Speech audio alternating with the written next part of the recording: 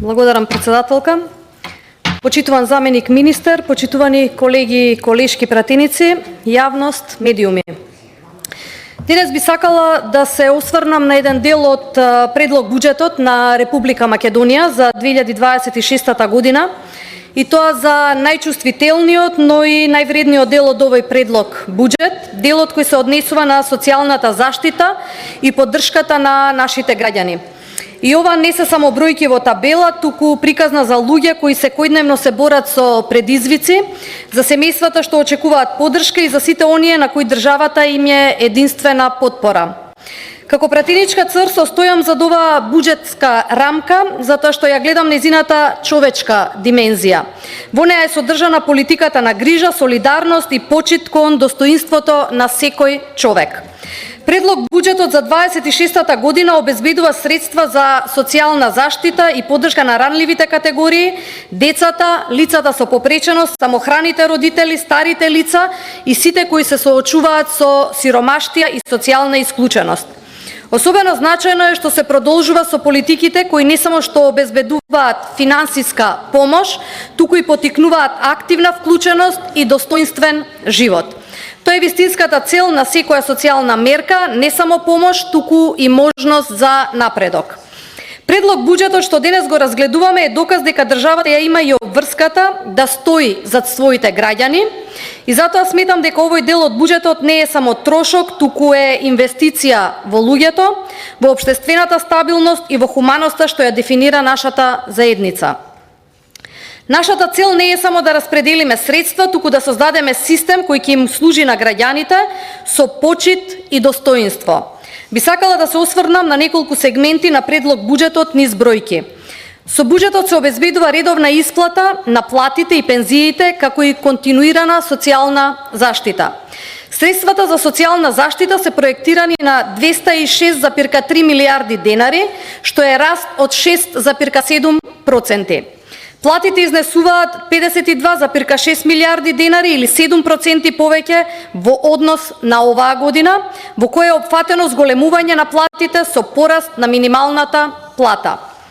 Транзицијските трошоци, уплати во вториот пензиски столб, изнесуваат 19,6 милијарди денари со раст од 22,5%. Пензиите се проектирани на 116,8 милијарди денари, што е раст од 9,7%. Во пензискиот систем се вклучени сите зголемувања реализирани во износ од 5000 денари во септември 24 и март 25 година, како и последното зголемување од 1000 денари. Растот на пензиите ќе продолжи во наредниот период со цел поддршка на стандардот на пензионерите. Се продолжува со мерки кои обезбедуваат одговорно управување со јавните финансии, постепено намалување на расходите и одржливо ниво на буџетски дефицит и јавен долг. Тоа ќе се реализира преку строга контрола на преземањето на нови обврски и почитување на буџетските лимити, внимателно планирање на нови вработувања во согласност со буџетските можности, подобра наплата на сопствените приходи од страна на јавните институции, намалување на непродуктивните трошоци и рационално користење на јавните средства. Реално планирање и навремена реализација на капитални расходи, редизајнирање на системот на субвенции и социјални трансфери со построги критериуми, засилена фискална дисциплина и транспарентност и дигитализација на процесите за поефикасни и поквалитетни јавни услуги.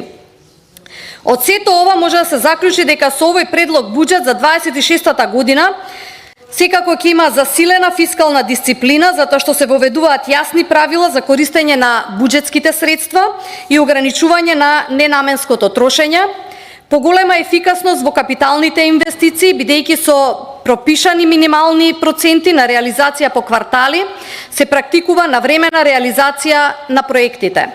Централизирана контрола и транспарентност од причина што Министерството за финансии има целосен увид и одобрување на сите плаќања, прераспределби и вработувања. Јасна процедура за субвенции и трансфери, што значи сите расходни програми мора да бидат усвоени од владата, што ја зголемува отчетноста и намалува ризик од злоупотреби. Подобра контрола врз општините, односно општините мора да ги вратат неискористените средства, со што се намалува нерационалното локално трошење. Транспарентност во поврат на приходи, и ова значи дека се воспоставува рок и постапка за враќање на погрешно или повеќе уплатени средства. Редовно известување и отчетност, обврска за буџетските корисници да доставуваат полугодишни и годишни извештаи за реализација на програмите. Правна сигурност и предвидливост, секоја буџетска активност е регулирана со закон и рокови, што овозможува стабилно извршување на буџетот. Поголема одговорност на институциите, раководителите и институциите стануваат директно одговорни за законитоста и ефикасноста на трошењето.